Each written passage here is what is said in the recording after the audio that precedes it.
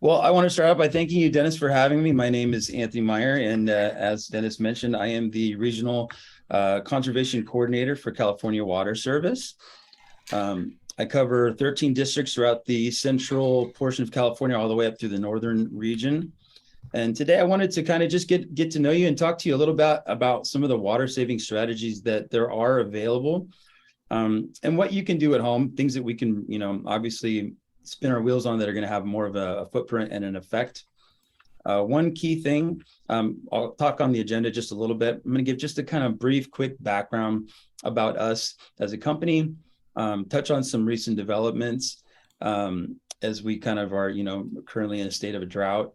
And we'll move into talking briefly on what I like to call turf wars, which is kind of like reevaluating and looking at those sections of grass and turf and deciding what to do with those, especially, as we're starting to move into phases of water use restrictions and things like that.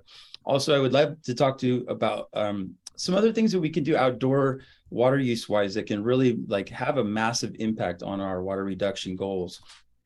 And then obviously some more conservation methods that you can do at home or in your businesses. And then we'll talk a little bit briefly about some available resources that you do have at your disposal, some of which you may not even be aware of. So some really cool stuff, and hopefully we'll get through it fast enough that we can have some time for questions and answers. So just starting out, just to give you a little background on us, in throughout the Silicon Valley, Cal Water, we service over 271,000 people through over 92,000 connections. That's all in Portola Valley, Woodside, Atherton, Los Altos Hills, Cupertino, Mountain View, Sunnyvale, portions of Menlo Park, Redwood City, and also San Mateo County. So we do have a significant footprint just throughout the Bay Area, which we like to look at is that that's also an opportunity that gives us a really good opportunity to have an impact on the amount of water conservation that occurs throughout the state. We do monitor our water supply conditions on a daily basis, and especially you can imagine that's really ramped up, especially now when we're having to pay extra special attention to our water consumption and try to meet our goals. And as always, we are committed to ensuring a reliable supply of water for all of our customers. So just to kind of give a little state of the union, this is the most recent data that was available last Thursday. As of last Thursday, June 16th, over 97% of California is now considered in severe or exceptional drought. That's a significant thing. We're in actually uncharted territory at this point, and because we didn't get the rain, all the things that we were kind of hoping to see, maybe kind of feather back in, we didn't get that. So this has become a very serious situation, and obviously we're all trying to figure out how to navigate that and having to kind of think outside of the box, if you will, and kind of think of ways that we can capture people's attention to really engage customers and water users, to just really see if we can maximize our efforts. It's trying times, and it's going to take a whole lot of people pulling together and really kind of pulling their own weight to see what they can do to kind of get us out of that. So because of this being the current state of where we are with the drought in the state of California, the governor has issued an EO, and through that EO, what he's done is basically he's asked that all of us water providers come up with what our own individualized plans are of how we're going to reach a minimal 15% reduction in water consumption based off of a 2022 model. In most cases, they kind of tend to mirror each other from water supplier district to district. But for us, what it results in is we have to put together what we call a water shortage contingency plan. And with that goal of a 15% reduction in mind, we have to figure out how we can roll that out. And what we've seen statewide, I'm sure a lot of you have been becoming more and more aware of it, is that has kind of rolled out into water use restrictions. Now, there have been a lot of water use restrictions in place already, and I'm not going to read through all of these, but I do like to put it up for people to kind of take a peek at. These have actually been water use restrictions that have been in place for quite some time, but not a lot of people have been aware of them, or they kind of thought they went away. It's not been uncommon from time to time over the last several months to be driving down the street and seeing people, sprinklers running in the middle of the day or running when it's raining, or, weekend warriors out there hosing off their driveways and things like that. But these have actually already been in place for some time. And because they haven't really been proactively used, obviously that's contributed to us being in the state of drought that we're in, along with also obviously, rainfall, snowpacks, and precipitation that we're lacking. But that being said, when you see these types of prohibited uses of water, what typically happens is, oh, I just did that, didn't I? There we go. When you see this happen, the first thing that usually tends to roll out with part of stage 2 of everyone's water shortage contingency plans, it comes in the form of irrigation day restrictions. And we've seen these kind of roll out statewide. I'm sure a lot of you've got notices, or maybe you've gotten door hangers in the mail of letting you know that now your watering days have been reduced. For our Bay Area districts, as part of our stage 2 contingency plan now, watering days are being reduced down to 2 days a week, and not between the hours of 8 a.m. So for our Bay Area customers, if they have a street address at their home or business that ends in an odd number, Tuesdays and Saturdays are now the watering days. And if it ends in an even number or doesn't have a number, Wednesdays and Sundays are now the watering days. First question that I get asked when people kind of get these notifications, I get a lot of phone calls and people are saying, well, like, why is this? Why is it whenever we're in a drought, the first thing that we have to do is they come after our irrigation and they tell us we can only water on certain days? It's actually for a very good reason that a lot of people are not aware of. And kind of a fun fact, 50 to 70% of all residential water use actually does occur outside of the home. And a lot of people aren't aware of that. This graph kind of gives you a little bit of a breakdown to show you what that looks like as far as indoor versus outdoor. Statistically, we can kind of see a gauge here of where water goes on the inside of the house and then where water goes on the outside of the house. And it's a significant impact and a big difference. For outdoor watering, 59% is not uncommon, and upwards of 70% is not uncommon to be going towards outdoor irrigation use. A side note to that is a high percentage of that typically is applied toward grass and turf areas. And because of that, obviously we like to put a lot of emphasis on any kind of programs and outreach that we do towards outdoor use, because it tends to have the most footprint and it tends to have the biggest impact once people engage in, programs and rebates and things like that, and just kind of thinking outside of the box. With that, we always, because of that being such a big, significant footprint outdoors, we always want to make sure that people are aware of what goes on outside. Like, what can I do? What can I do at home? What can I do in my business? First thing we always recommend people doing is performing some kind of an evaluation of your irrigation system. Turn it on, take a look at it. We want to look for, obviously breaks, maybe leaks in lines and things like that. But also we want to look for maybe some sprinklers that have gone cattywampus, and maybe they're not even shooting onto our area. They might be watering the neighbor's lawn for all we know. But it takes going out there and turning it on and actually kind of walking the grounds and taking a look and see what's going on. And you might be surprised what you can find out there. You might find some drip irrigation that's spraying all over the place, or you might find things that need to be addressed or fixed, or adjustments that need to be made.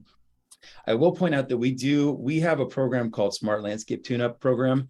That program basically entails, maybe if like doing these kind of repairs and upgrades and stuff are maybe a little outside of your wheelhouse, you can actually sign up for our Smart Landscape Tune-Up Program on our website. And what that entails is we have a partnership with a landscape contractor, Valley Soil, and they will actually come out to your home or your business, and they're going to turn everything on. They're going to give a really thorough evaluation of your existing irrigation system, and they're going to look for all those different things. And maybe you have outdated equipment that needs to be retrofit or upgraded, or have a new timer installed, things like that. They're going to make us basically a report of what could be done to maximize and bring your existing irrigation system up to its most efficient state. They're going to submit that to us. And then once we review it and approve it, we're actually going to send them back out to your home or your business. And they're going to perform all those upgrades and all of those installations completely free to you as a customer. They actually do all the work and they send us the bill and we pick up the tab. So it's a really cool program if you're not, comfortable with working on or adapting your existing irrigation system. Another cool thing that we always recommend people doing, and obviously now it's more of a pressing matter now that we have watering schedules, is look into adjusting your watering schedules, obviously to meet the new requirements, but also to make it more efficient. There's a lot that could be done with just making a couple slight adjustments on your irrigation timer that can have a very significant effect on the amount of water that goes into the ground and outdoors into your landscaping. Aside from that, we definitely always recommend at this point, it's 2022. If you don't have a smart irrigation controller, it's time to think about getting one. These things are really cool. If you're not familiar with one or don't already have one, it basically works just like a regular irrigation controller. The main significant difference is that it hooks up to your Wi-Fi. And so it's constantly in real time, it's collecting localized weather data local to where you live. And so because it's able to capture that data, it's able to relay that to your irrigation controller. So if it's raining right now currently, or if there's rain in the forecast or the precipitation levels are high, it's actually going to automatically relay that information to your timer, and it's going to adjust your watering schedule accordingly. So super cool. Now, obviously, that has more of a significant impact in the winter, spring, and fall months when you do have precipitation and rain happening. But a side note is these are actually really cool to have on your team during the summer months when it's warmer, because in most cases, these smart irrigation controllers do come with a smartphone application. So you can make simple changes to your watering schedule, usually on your phone if you have a smartphone, and you can do it in seconds. So it's 360. It's got a lot of benefits. In most cases, almost all water districts and water suppliers, including us, have rebates for these. So if you want to upgrade to a smart irrigation controller, now's the time to do it, especially with the drought, because there's budgets for things like that. In most cases for ours, we will rebate up to the entire cost of the irrigation controller should you choose to buy one. So really good time to think about it. Aside from that, we, in 2022, there's a lot of new tech that's available that a lot of people may even actually already have, and they're not even aware of it. Many districts throughout the state utilize what's called real-time water measurement technologies. We tend to call it AMI. Basically, it's the same thing as a typical water meter. The only notable difference is it's got some tech inside of it that actually collects that information that the meter's reading, and it will transmit that cellularly to a server. And through that, all that data can get captured, it can get looked at, and it can create an algorithm of your water use that can be looked at, it can be charted out. What's really cool is once it's got an algorithm of what your water use is at your business or your home, it kind of gets to know who you are. And if something ever happens that's a little outside of your normal, regimen, maybe that meter is just spinning and spinning and it never stops for a series of hours, it's going to actually notice that. And it's going to say, hey, something's going on here. Looks like we might have, a leak. And in most cases, you can get a notification, you can get an email, but something's going to be brought to your attention to let you know that this is going on. And it gives you, some insight to look at and catch leaks and address things without having to wait for an entire billing cycle or until you get your next water bill to find out that you racked up, a whole bunch of water uses that you could have been aware of sooner. Now, if you live in an area that does not happen to have AMI metering or this type of real-time water measurement yet, it's probably on the horizon, but if it's not there yet, there are a variety of really cool retrofit things that you can purchase, similar apparatuses that can actually install directly on your existing water meter.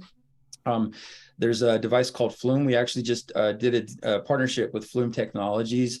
It's a similar apparatus that straps with Velcro onto your water meter, and it performs the same function. It's got a listening device, and it's actually able to tell by listening to your water meter what amount of water is going through and when, and it does the same thing. It gives you an application. You can log in on a software, and you can see what your regular water usage is. It'll actually identify where that water is going in your house, and of course, it'll notify you if something looks a little off, and maybe you need to look into possibly having a leak. So really cool technology. More information about that will be on our website here in the next couple of weeks. In addition to that, we always recommend looking at opportunities to convert overhead spray sprinklers into drip irrigation in garden beds, shrub areas. It was kind of a thing in the 90s and 2000s whenever people installed shrubs to go ahead and put pop-up sprinklers in those areas to water them. And we see those existing irrigation systems still in place and functioning, to current date. Turn on systems and we see water spraying all over the place. In most cases, it's where there's established shrubs already that really, we could take advantage of capping those off putting in some drip irrigation that's going to be more efficient. It's going to apply water directly to the roots of each of those individual plants if they need it. So there's a lot of opportunity there. And again, it's a very simple transition. You're just capping off some sprinklers, putting on an adapter, and you're running some drip irrigation specifically to those shrubs. Last but not least, and a very hot topic right now, in particular, because we're starting to see these programs kind of roll out more significantly and quickly, is we like to ask our customers to kind of take a second look at those large, thirsty areas of grass and determine, is this there because it's recreationally used? Do we have picnics on it? Do we like to go outside and throw the ball around with the grandkids on it? Or is it just there so that as you're driving down the street, it looks beautiful? It's pretty to look at. Is it functional? This is the time to kind of consider, maybe, and it doesn't have to be all or none. Just to give you an example, for me personally, I'm actually doing a turf conversion and taking all the turf out of my front yard. But I have one grandkid and I've got two more on the way. So I do want to keep a section of turf in my backyard because I do want to have a place to, stomp around and throw the ball around if they're into that, in the coming years. So it doesn't have to be all or none, but, it's important to consider looking at certain areas and deciding, hey, can I convert this? Can I take this turf out and make it, obviously put in something that's going to be more environmentally friendly? It's going to reduce the watering by a significant amount, and in some cases, 60, 70%. So that being said, moving into what we kind of have in mind when we think about turf removal, turf buyback programs that we saw in the past. So typically in the past, during the last drought, we did see a lot of turf removal projects happen. Probably is not many as we would like to see take place. They all came with pros and cons. At that point, obviously they did have trackable water use reductions that were notable. If you take out a large section of grass and you stop watering it, obviously there's going to be a significant reduction in water, which is, 2 thumbs up. That's a big plus. The other part of it was that they had low incentives in the beginning. So they got minimum engagement. In most cases, most turf buyback programs of the 2014, 2015 era, they were usually in the ballpark of $1 a square foot, which, is great, but given the scope of, the work it takes to take that turf out and what you're going to do with the landscape, it was kind of low ball on that side. So, and then the other part of that too, was we saw terms kind of surface that got coined in that type of time, like xeriscape, where everyone kind of thought if they participated in this, like, what am I going to put back in my yard? What's going to be an efficient thing there? And the options were pretty minimum at that time. People weren't aware of, California natives and things of that sort. So we saw a lot of people kind of thought they had to put cacti in their front yard and they had to have aloe vera plants and, things like that, resulting in a desert looking landscape. Now, no offense, if that's your favorite type of landscape, if you love to look out the front yard and see that, a lot of people like to, see that Palm Springs type landscape. Kudos to you if that's your thing. But, it's 2022 now. We found a lot of really cool different alternatives to that, that are at people's disposal. The other part of having all cactuses in your front yard, other than lizards, it really didn't contribute any direct benefit to the environment. Now, flash forward to 2022. What we have now is kind of an evolution of that original process, and it's got a lot more cool bells and whistles, and it's a lot more efficient, and it's a lot more impactful to the environment. So we don't say turf buyback anymore. We use the term lawn conversion programs, and you're probably starting to see these pop up all over throughout the state. The pros and cons of them, it's mostly pros. It's all good stuff for the most part. So the only negative is they do have a significantly or a slightly higher cost due to the plant requirements. So we're taking the turf out, but there's usually a requirement that we have to replenish at least a certain percentage of that area with plants, native plant species. So there is an additional cost involved, obviously, with purchasing those plants and getting them in the ground. One of the main objectives behind this is obviously, beside the fact that we want to avoid having a scorched earth looking landscape. A lot of cities didn't like that the first time around, but we also want to, incentivize people to put these plants in the ground. These plants contribute immensely to the environment, and they also provide a natural habitat to a lot of pollinating species too. Like, you've got bees, hummingbirds, other small birds. So, and because of the variety of plants that can be chosen from now, These can just be absolutely beautiful, beautiful landscapes. And the other flip side of that is because these are native plants that you can pick from, hundreds and hundreds of native plants, because they're native to our species or our area in our zones. Once you get them in the ground, you have to water them a little bit with some drip irrigation to get them established. But once they've been in the ground for a little while, you can literally almost turn the watering off completely to them, because they are designed to thrive in our natural habitat. So, it's another cool thing that to think of, after a couple of years, you can almost kick off the training wheels and turn the watering off completely to these plants, and, just give them the occasional drink once in a while when they need it. So we're seeing a lot more engagement with these types of programs, especially now. I think we currently have about 370 different lawn conversion projects going within our company right now that we're working on. This kind of give you a little overview of what our lawn to garden program looks like. Currently, we're offering a rebate of $3 per square foot of lawn removed, and we have a 50% plant requirement going back into that area. The 50% coverage requirement is based off of the mature diameter of those plants. So once they've fully grown up. So even if you're putting little small 1 gallon plants in the ground, we're looking at what those plants are going to mature to at that point, and that's what that 50% is based upon. In addition to that, anytime you take turf out, for the most part, you're going to want to water those shrubs, and you're going to want to water it directly. So you're going to install drip irrigation. So in most cases, what that results in is we're going to be capping off all those sprinklers that used to be there watering the turf, and we're going to keep a couple of them open. We're going to put an adapter on it, and we're going to run some drip irrigation that's going to deliver that water directly. So for doing both part of that program, if you're doing converting overhead spray to drip, we're offering an additional 50 cents per square foot for the same amount of landscaping. So in essence, there's a maximum of $3.50 a square foot in rebate that could be applied to anyone converting their lawn to a garden and taking advantage of both portions of this program. So really cool. And I get excited about these personally, because I really like to watch these projects from start to finish, when they first start getting the turf taken out, and then what they decide to put back into the ground. It's really neat to watch these transformations take place. So if you're like me, and let's say that you don't want to give up all of your lawn, there are some really cool alternatives out there and options for you. Like I said, with my backyard, I want to keep a little bit of grass back there for the kiddos to play on. And people hear the watering day restrictions have popped up, and one of the first questions they get told is, well, if I'm not going to do turf removal, obviously my lawn's got to die. And in their head, they picture this, image like here on the left, which results in the image right here on the right.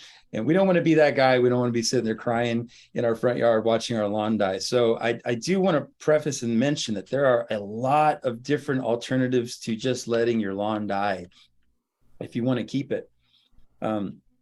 One significant part of it is just learning how to manage your turf during watering restrictions.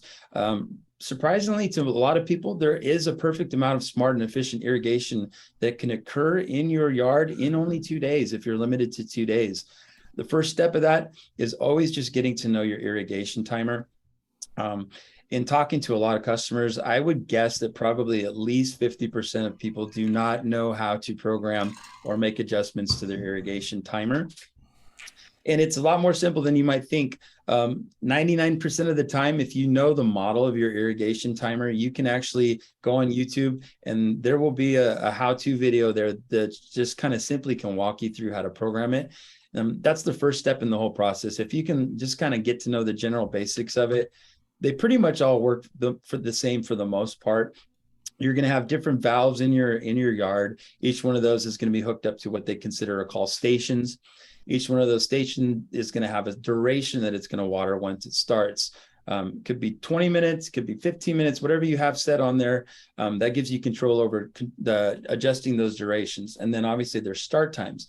Now with the start times and the programs, this is where we can get a little more creative as far as kind of working toward multiple watering times on a given day.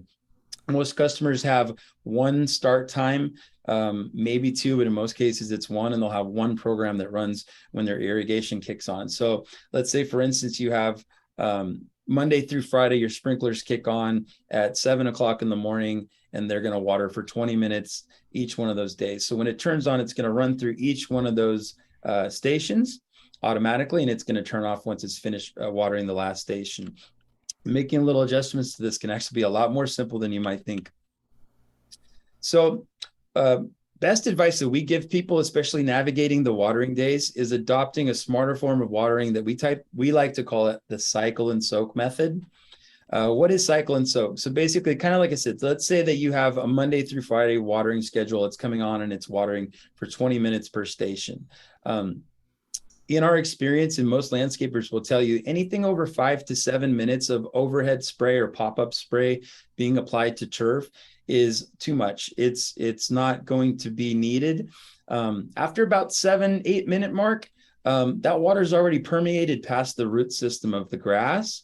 And so it's anything after that is just going off into the soil below. The roots have already got what they need to sustain themselves. And then the top of it, once the topsoil gets saturated, the additional water that gets applied on top of that tends to just result in runoff, and it just runs off into adjacent areas. So that's kind of like the magic number for irrigation zones, especially with turf, particularly, is we want to give them those little short bursts of water, but we don't want to just do it one time. We want to spread it out, because what you're doing is you're giving it the water at once, giving it a little drink, letting it rest so that it can work, come back on a little bit later, give it the same drink, 5, 6, 7 minutes long, and then give it a rest, and then let that warmer part of the day transpire where, photosynthesis can occur. That grass is going to get acclimated to it.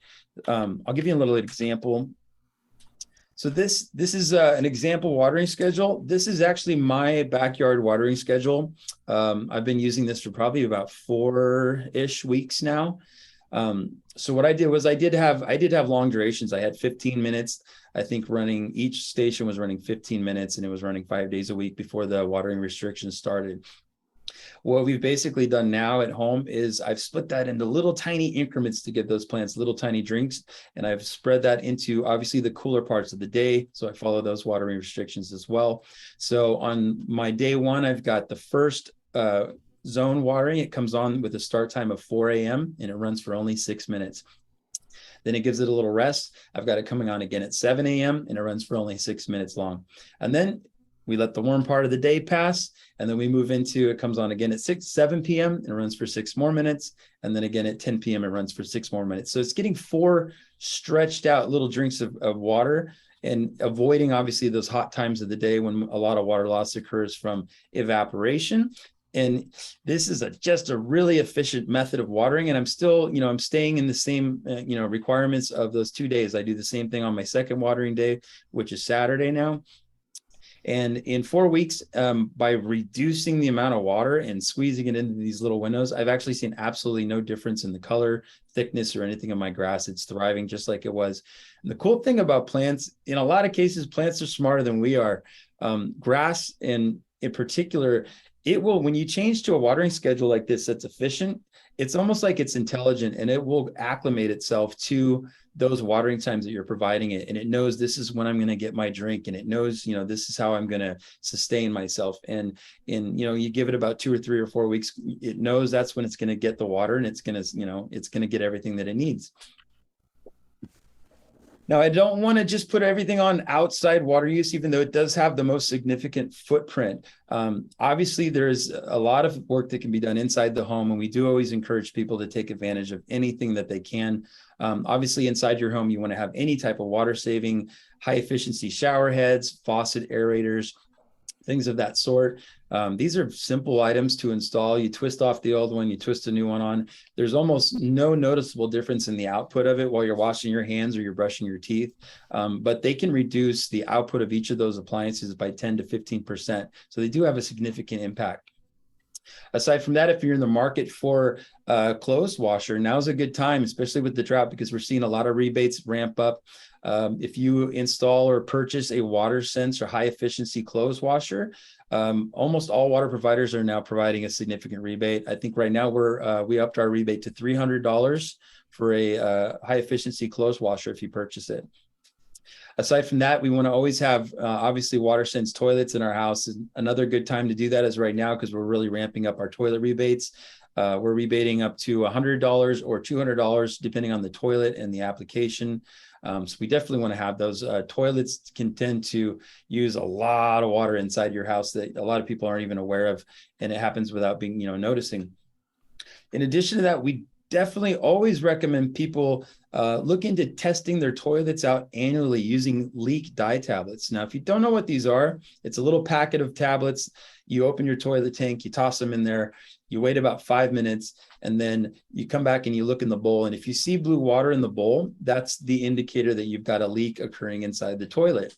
And in most cases, all that means is that you've got a bad flapper that's gone out, something simple. These are typically like a $10 to $20 part to replace and fix it. But it's remarkable how many leaks that we come across in toilets that go and rack up hundreds of thousands of gallons of water waste because it just runs down the drain. Unless you're somebody that spends a whole lot of time with your head in the toilet bowl, you're never going to notice that it happens. So this is a really good, just a good routine to kind of get into the habit of doing and using these leak dye tablets. Now, all these things kind of, correlate with these conservation kits. We supply them. I don't really know of any water suppliers throughout the state right now that aren't actually doing these kits. They're super cool. It's a box of conservation goodies that gets sent free of charge to the customer. And it has all the things I kind of just touched on. It's got 2 high efficient shower heads. It's got the leak detection tablets for finding those leaks in your toilets.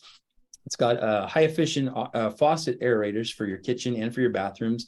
And in most cases, they do come with a self shut off garden hose nozzle. So it's a really cool, like I said, box of conservation goodies, easy to install. You can do this yourself.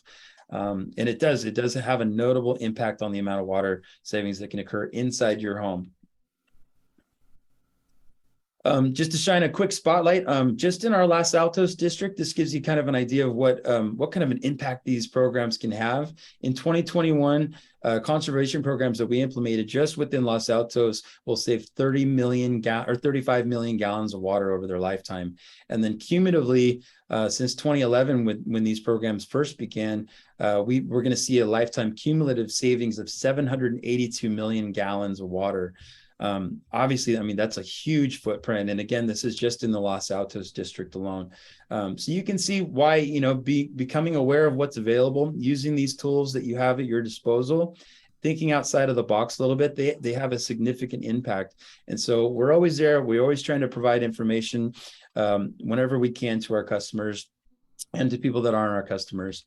I always recommend going to our website. You can find a lot of really cool conservation information on there, fact sheets, tip sheets, sign up for our customer outreach. You can follow our social media on there. And then you can also just stay abreast of any updates that we have regarding the drought. So definitely recommend going to our website, and I hope you can find some information there as well. Okay. Well, great, Anthony. Yeah, that was very good to show the website and people in the Cal Water districts would use that, and also the drip irrigation or the irrigation controller. Have somebody come out and really look at that. That's a very good thing. We have time for one quick question, which I know you can just slay here, and that question is, why is drip irrigation less wasteful than spray irrigation? Oh, that's an easy one. That's a really easy one. So, I mean, if you imagine you put a cone in the middle of your yard and you want to water that cone, you can either spray it with a huge wide array of water, or say that cone only needs 1.5 gallons of water to thrive. You could put a little tiny thing on it and you could give it exactly that water delivered directly to the cone. Same thing applies to plants. In most cases, whenever a plant is getting water sprayed to supply what it needs, the largest percentage of that water is being applied to areas around the plant and not to where the plant wants, which is the root system. So just by simply, capping off a spray head and then routing that water directly to the root system of the plant, not only through the emitter process of figuring out what emitter you're going to use, you can deliver during that watering station exactly the amount of water the plant needs, not a drop more. And so you're saving a ton of water, and also you're giving that plant exactly what it needs. And you're not spraying water off into surrounding areas where you're going to encourage, weed growth and things like that too. So it's definitely a much more efficient and strategic way of watering each individual plant.